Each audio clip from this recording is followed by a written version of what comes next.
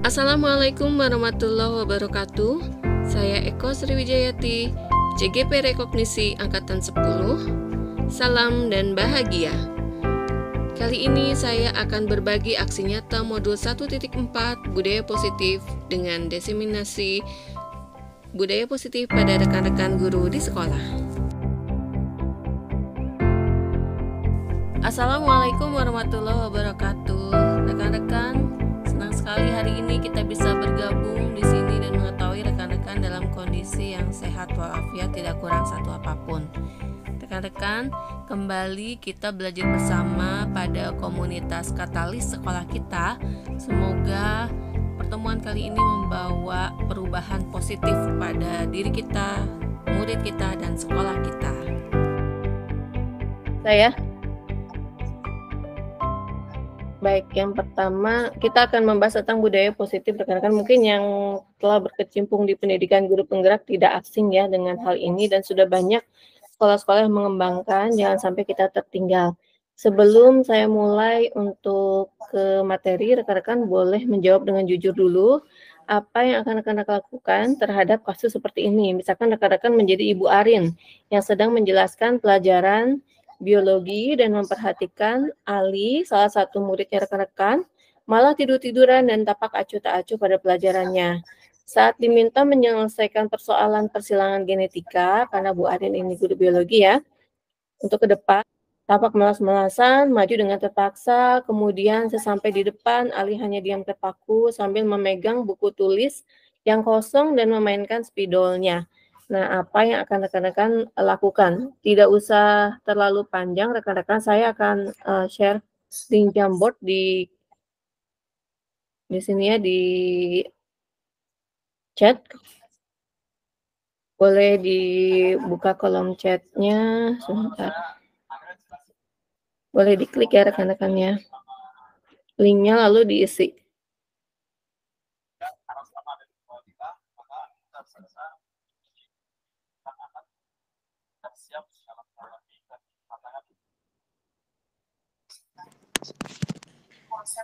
Sudah muncul ya rekan-rekan linknya? Apa katanya? Di chat ada link Jamboard, Bu Ika, boleh diisi dulu.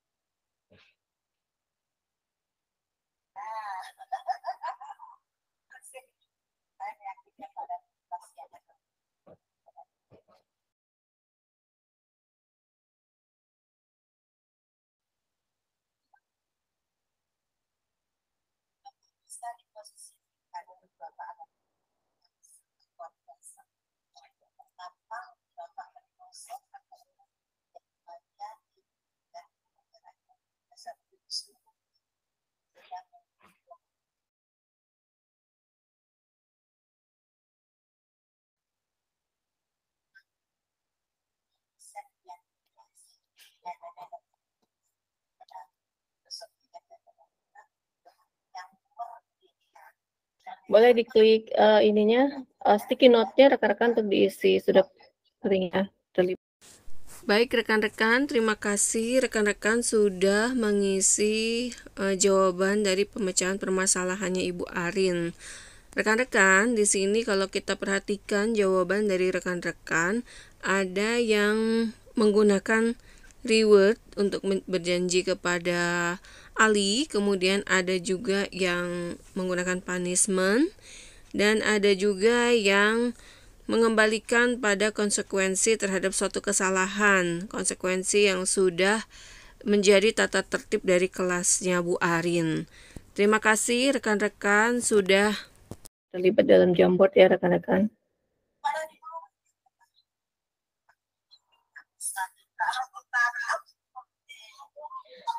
Baik rekan-rekan, kita masuk ke perubahan paradigma belajar. Di sini kita lebih ke perubahan bagaimana seseorang dari paradigma stimulus respon, seperti misalkan kita punya stimulus berupa punishment, anak-anak jadi takut untuk berbuat salah, atau kita punya stimulus berupa reward, anak-anak kemudian menjadi semangat untuk berbuat mengejar-ngejar kebaikan apa yang kita tawarkan. Nah, ini kita akan coba untuk rubah paradigma pendekatan ini ke teori kontrol. Di sini, bila kita ingin membuat kemajuan perlahan, sedikit-sedikit ubahlah sikap atau perilaku kita, namun bila kita ingin memperbaiki cara-cara utama kita, maka kita perlu mengubah kerangka acuan kita.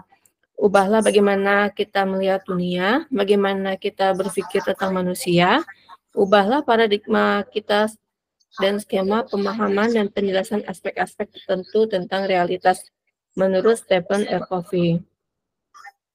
Lalu rekan-rekan, kalau kita perhatikan perbedaan antara stimulus respon dan teori kontrol, sampai kenapa kita harus merubah paradigma berpikir kita.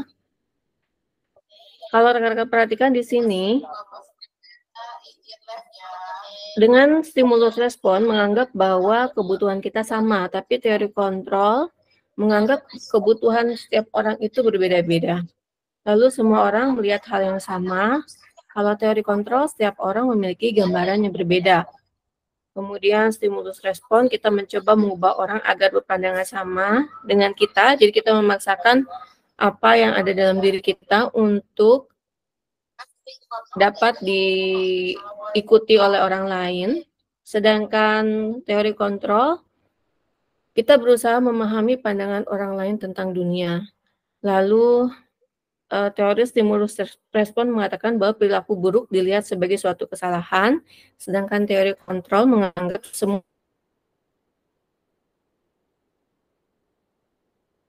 perilaku memiliki tujuan. Orang lain bisa mengontrol saya untuk stimulus respon, tapi teori kontrol mengatakan hanya kita yang dapat mengontrol diri kita sendiri. Lalu stimulus respon mengatakan bahwa saya bisa mengontrol orang lain, lalu teori kontrolnya Anda tidak bisa mengontrol orang lain.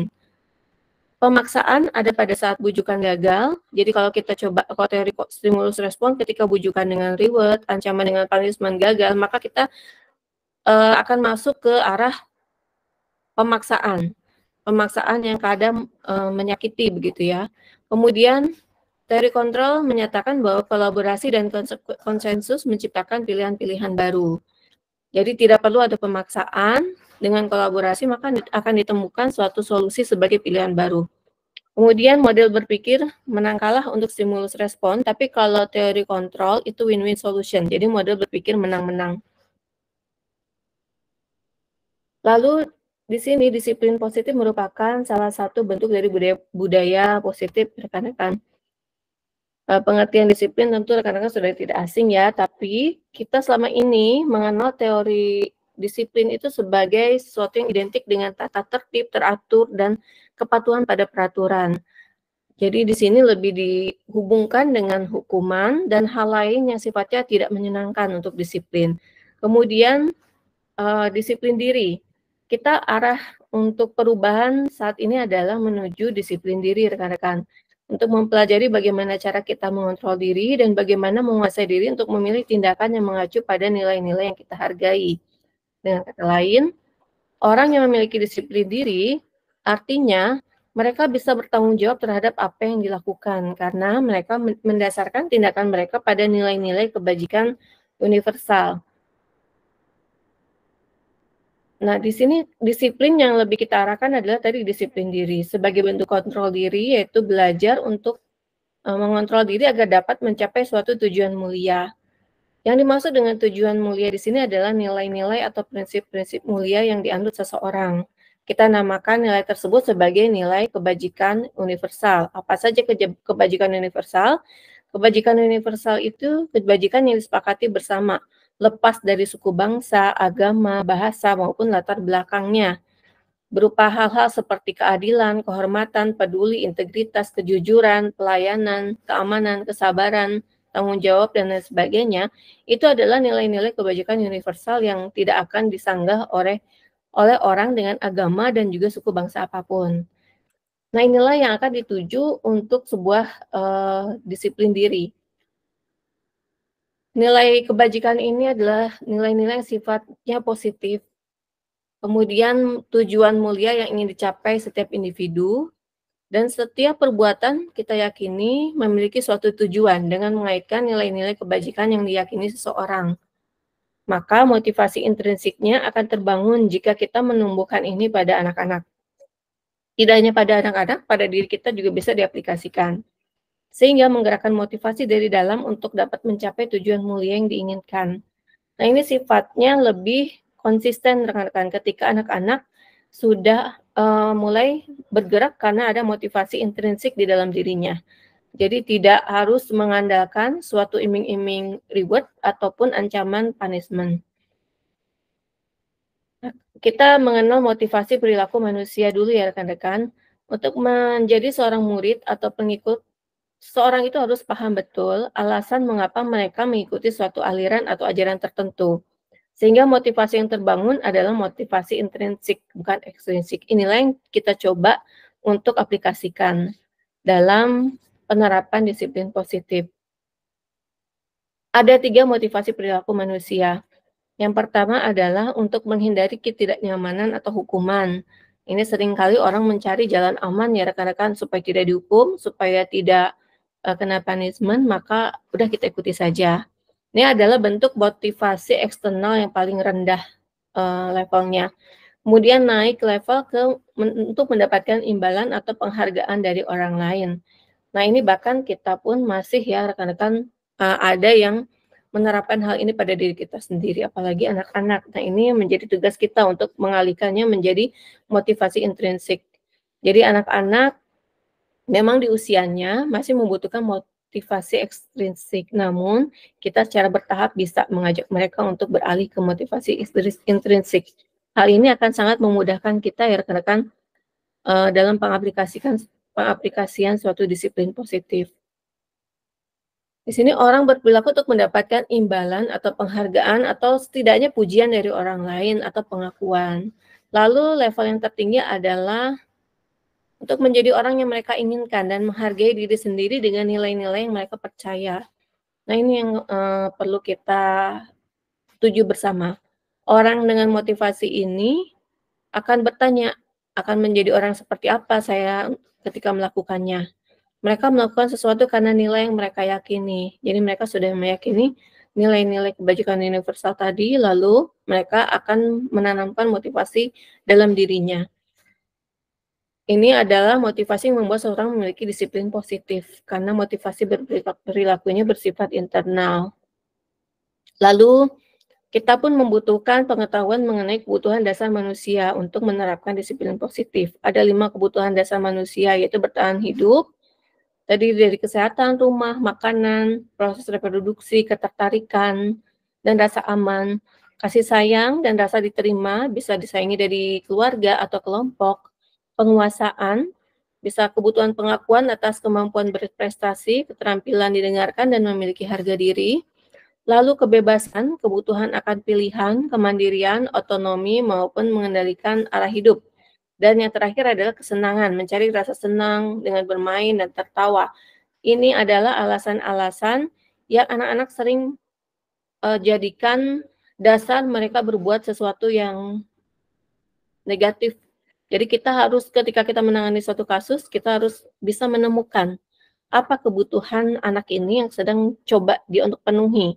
Dari situ baru kita bisa diskusi dengan dia untuk menstimulus anak ini agar mendapatkan cara yang lebih baik untuk mendapatkan kebutuhan dasarnya dengan tidak melanggar peraturan yang berlaku. Nah, rekan-rekan, terkait dengan penerapan disiplin, ada 5 posisi kontrol yang sering kali diambil oleh orang dewasa atau ya kalangan umum. Yang pertama adalah penghukum. Biasanya 5-limanya ini saya amati di sekolah kita masih kita terapkan. Namun sama-sama kita akan beralih ke posisi manajer ya rekan-rekan yang pernah saya sampaikan di grup saat itu. Kemudian kita lihat satu-satu. Penghukum, nada suara tinggi biasanya, bahasa tubuh, biasanya dia agak meninggikan tubuhnya, mata melotot, jari menunjuk-nunjuk, menghardik. Kalimat-kalimat yang sering dikeluarkan, "Patuhi aturan saya," atau "Awas, kamu akan dihukum. Kamu selalu saja salah, selalu, pasti selalu yang terakhir selesai." Nah, itu adalah penghukum. Hasilnya, kemungkinan murid marah dan mendendam atau bersifat agresif. Bisa jadi sesudah kembali duduk, dia akan mencoret-coret bukunya atau meja tulisnya. Lebih buruk lagi, dia akan dendam pada gurunya. Kemudian pembuat merasa bersalah. Biasanya nada suaranya memelas, halus, sedih, tubuh merapat pada murid, bahasa tubuh lesu, misalkan, "Ibu sangat kecewa sekali dengan kamu. Berapa kali Bapak harus memberitahu kamu ya? Gimana coba kalau orang tua kamu tahu kamu berbuat begini?" Nah, ini masih sering kita lakukan ya rekan-rekan. Hasilnya, murid akan merasa bersalah, bersalah karena telah mengecewakan ibu atau bapak gurunya. Kemudian dia juga akan merasa menjadi orang yang gagal dan tidak sanggup membahagiakan orang lain. Karena emosi akan tertanam rapat di dalam murid, murid akan menahan perasaan. Tidak seperti murid dengan guru penghukum, ia akan menumpahkan amarahnya ketika di guru penghukum, tapi dia akan menahan perasaannya secara negatif. Murid tertekan seperti inilah yang tiba-tiba nanti ketika datang waktunya dapat meletus amarahnya dan bisa menyakiti diri sendiri atau orang lain, dan biasanya lebih parah efeknya dibanding dengan efek yang dilakukan oleh seorang guru penghukum. Lalu ada lagi posisi teman. Nah, ini pun masih dapat kita temukan pada rekan-rekan kita. Nada suara ramah, akrab, bercanda, bahasa tubuh merapat pada murid, mata senyum jenaka, "Ayo bantulah demi Bapak ya," atau "Ayo ingat, tidak bantuan Bapak selama ini," atau ada juga bahkan ya, "Ya sudahlah, hal ini tidak apa-apa, nanti Ibu bantu bereskan." Kemudian hasilnya murid akan merasa senang dan akrab dengan guru, ini termasuk dampak yang positif. Hanya saja di sisi negatifnya, murid menjadi tergantung pada seseorang, yaitu pada guru tersebut. Bila ada masalah dan merasa bila ada masalah, dia akan mengandalkan guru itu. Dan jika guru itu tidak ada, maka dia akan merasa kehilangan pegangan. Sehingga dia untuk mencari bagaimana apa yang harus dilakukan, dia bingung. Kemudian belum tentu berlaku dan dia akan belum tentu berlaku yang sama pada guru atau orang lain. Pemantau, ini nada suara datar, bahasa tubuh formal. Dia lebih mengarahkan murid pada konsekuensi. Jadi sebelumnya sudah ada konsekuensi dari peraturan yang berlaku. Jadi dia akan selalu mengembalikan peraturannya apa? Apa yang telah kamu lakukan? Sanksi atau konsekuensinya apa? Hasilnya, murid memahami konsekuensi yang harus dijalankan karena telah melanggar salah satu peraturan sekolah. Namun, guru tidak bisa melepaskan murid ini. Guru harus terus melakukan pemantauan karena dia selalu mengingatkan apa konsekuensinya, kamu berbuat salah. Dan murid tetap dibuat tidak nyaman. Dia tetap merasa bersalah dan juga efeknya masih negatif. Kemudian berikutnya adalah manajer. Manajer ini ada nada suara tulus, bahasa tubuh tidak kaku dan mendekat pada murid, fokus pada perbaikan murid dan dikemukakan murid sendiri. Jadi kita hanya menstimulus saja murid yang kita ingatkan apa kesepakatan yang sudah dilakukan dan dia yang mengemukakan bahwa dia berbuat kesalahan dan siap untuk memperbaiki dengan cara apa yang dia sanggupi sendiri. Kita hanya menstimulus hal-hal itu dengan beberapa pertanyaan. Seperti apa yang kita yakini, kemudian apakah kamu meyakininya? Jika kamu meyakini, apakah kamu bersedia memperbaiki?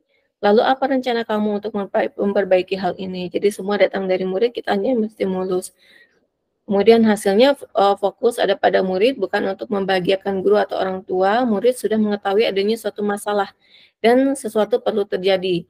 Bila guru mengambil posisi pemantau, guru akan melihat apa konsekuensi dan apa peraturannya, namun pada posisi manajer, gurunya akan mengembalikan tanggung jawab pada murid untuk dia mencari solusinya. Keyakinan kelas ini adalah kunci dari disiplin positif, rekan-rekan. Jadi sebelumnya kita harus mengajak anak-anak untuk membuat keyakinan kelas. Keyakinan kelas ini saat ini yang kita pakai adalah peraturan. Namun peraturan itu biasanya satu pihak.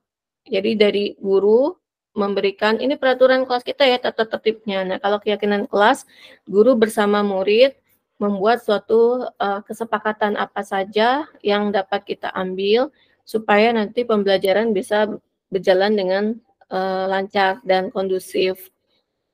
Di sini, ada beberapa tahapan menciptakan program kebajikan. Yang pertama, rekan-rekan bisa lihat daftar kebajikan yang telah disusun bersama, kemudian tentukan nilai kebajikan yang ingin dijadikan perhatian utama di kelas atau di sekolah kita, lalu bisa juga berdiskusi dalam curah pendapat di kelompok, lalu sempurnakan beberapa daftar nilai kebajikan yang utama, dan dibahas kembali, buat poster atau muat di sosial media atau di mading kelas. Lalu untuk membentuknya rekan-rekan, ini bisa diperhatikan untuk beberapa rambu-rambu berupa pernyataan yang universal. Pernyataan dibuat dalam bentuk positif, jadi tidak ada tidak boleh, tapi lebih ke anjuran.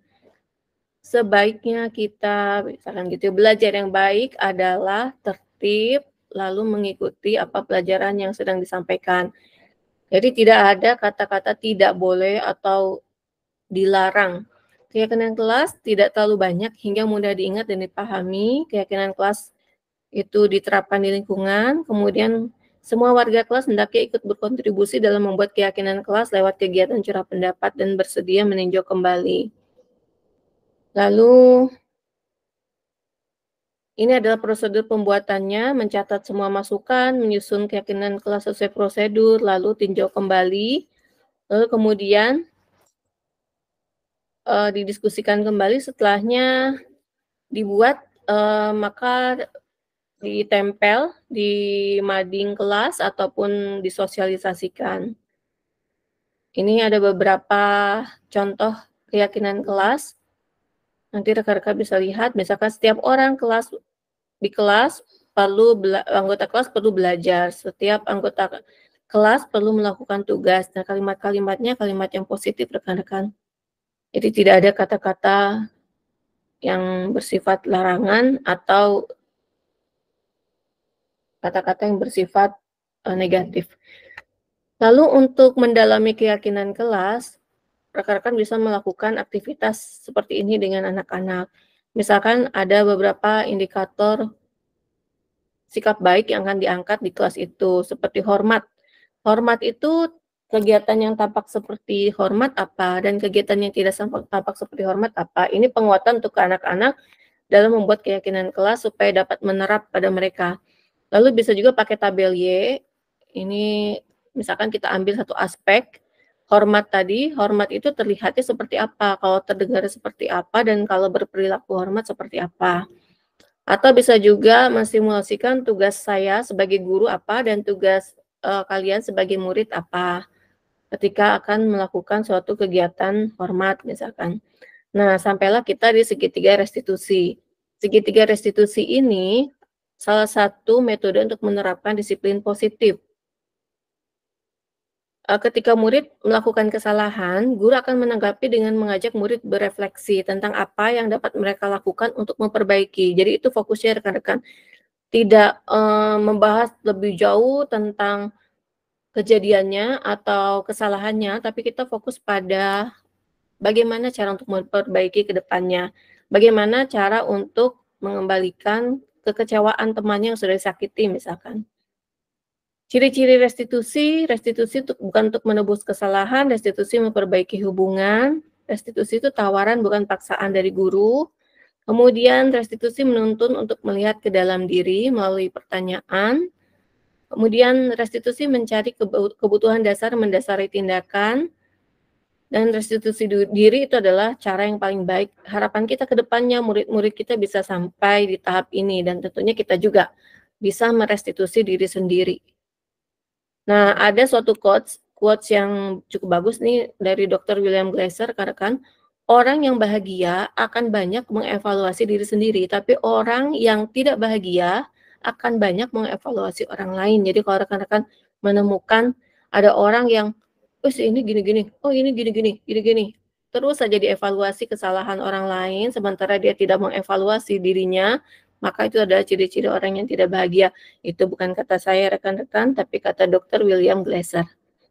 Nah, untuk merestitusi diri sendiri, ada beberapa pertanyaan yang dapat kita gunakan. Misalkan saya tidak suka tentang apa, kesalahan yang saya lakukan apa ya, kemudian besok lagi saya akan memperbaiki dengan cara bagaimana. Restitusi fokus pada karakter, bukan pada tindakan. Biasanya kalimat yang digunakan, "Ibu tidak terlalu mempermasalahkan apa yang kamu lakukan hari ini, tapi mari kita bicara tentang apa yang kamu lakukan besok dengan lebih baik lagi." Lalu restitusi menguatkan, apa yang dapat kamu ubah dari dirimu, bagaimana kamu akan berubah. Restitusi fokus pada solusi, dan restitusi mengembalikan murid yang berbuat salah pada kelompoknya dengan karakter yang lebih kuat. Jadi bukan berarti dia tidak menyadari kesalahannya, tapi dia tetap menyadari kesalahannya, namun dia cukup memiliki harga diri yang baik, sehingga dia bisa kembali ke kelompoknya dengan penuh percaya diri untuk merubah dirinya menjadi lebih baik ke depannya. Tidak takut akan stempel-stempel negatif yang dicap oleh temannya, karena dia sudah punya konsep diri yang lebih kuat.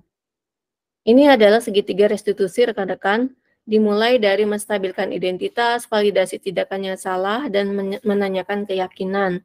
Ini ada kalimat-kalimat yang dapat dimanfaatkan untuk menstabilkan identitas, bisa dimulai dengan membantu anak tetap tenang, kembali ke suasana hati, di mana dapat berpikir rasional, karena kadang anak yang sedang terlibat konflik, dia dalam kondisi yang emosional, atau ketakutan, atau menangis. Kemudian kita bisa mengeluarkan kata-kata, berbuat salah itu tidak apa-apa, tidak ada manusia yang sempurna, saya juga pernah melakukan kesalahan seperti itu, dan orang lain juga pernah. Bisa juga ibu tidak tertarik mencari siapa yang salah, tapi ibu ingin mencari solusi dari permasalahan ini. Atau misalkan dia, "Tapi saya membela diri, Bu, saya tuh emosi banget." Bisa jadi kamu berhak merasa begitu, kamu sedang menjadi teman yang baik untuk dirimu sendiri karena kamu membela dirimu. Bisa jadi kita begitu dulu supaya dia kembali lagi, menjadi jiwa yang tenang, kemudian anak yang bisa diajak diskusi dan merasa kita menerima dia. Nah, baru setelah itu kita masuk ke tahap validasi tindakan yang salah. Nah, kita bisa menanyakan dahulu, semua perilaku ada alasannya, coba alasan kamu melakukan hal ini apa? Nah, dari situ kita menggali lagi apa kebutuhannya dia, tentang 5 kebutuhan dasar manusia tadi. Kemudian kamu pasti punya alasan kenapa kamu melakukan hal ini. Kemudian kamu boleh mempertahankan sikap itu, tapi kamu harus menambah sikap yang baru. Lalu masuk ke tahap berikutnya, itu menanyakan keyakinan. Bisa menanyakan keyakinan kelas atau keyakinan dirinya akan kebaikan yang dia percaya, yang dia yakini. Misalkan, kita semua memiliki motivasi internal. Apa yang kita percaya sebagai satu kelas atau satu keluarga? Kemudian nilai umum apa yang telah kita sepakati? Apa bayangan kita tentang kelas yang ideal? Kamu mau menjadi orang yang seperti apa? Itu adalah beberapa kalimat-kalimat untuk menanyakan keyakinan. Rekan-rekan, bila anak-anak sudah terbiasa dengan segitiga restitusi ini, maka kita tidak harus melakukannya dengan berurutan dari menstabilkan identitas, tapi kita bisa mulai dari validasi tindakan yang salah, karena menstabilkan identitas, kita lihat dia sudah cukup tidak emosi, dia bisa diajak diskusi, dia bisa diajak berpikir logis, maka kita bisa masuk langsung ke validasi tindakan yang salah. Atau mungkin dari menanyakan keyakinan. Nah, urutannya bisa disesuaikan dengan kebutuhannya atau kasus yang sedang dihadapi. Di sini ada contoh dari video praktek restitusi.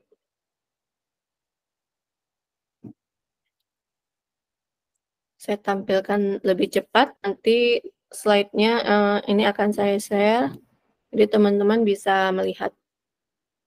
Sebentar ya. Ini adalah pengambilan keyakinan kelas.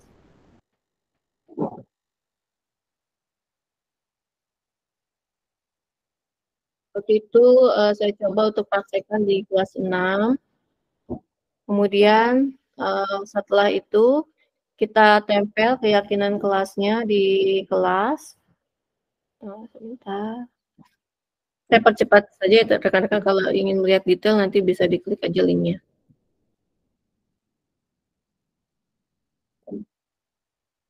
Nah, ini ditempel di ini dan kemudian kita praktekkan pada kasus Nadia. Nadia ini ada di kantin selama waktu sholat.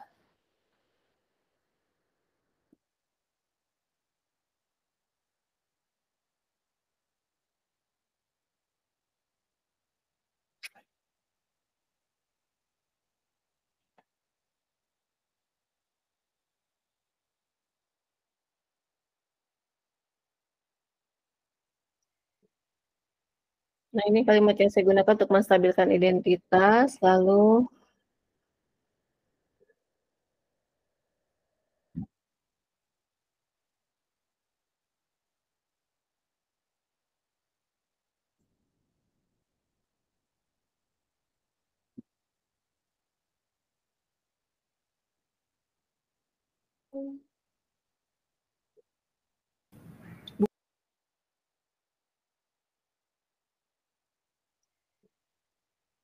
nah, ini kalimat yang saya gunakan untuk menstabilkan identitas, lalu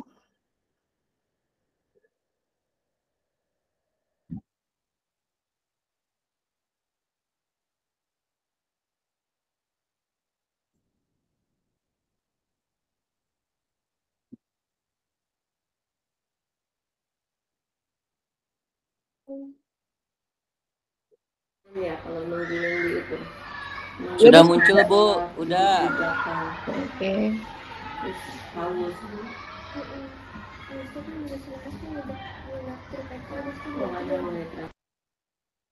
Masih berada di tadi sampai ini ya, menanyakan keyakinan kelas di mana Nadia bisa ditraktir Laras juga bisa, terus tapi juga ke hall juga bisa. Nah, gimana tuh kira-kira ke depannya kalau ada kejadian lagi kayak gitu?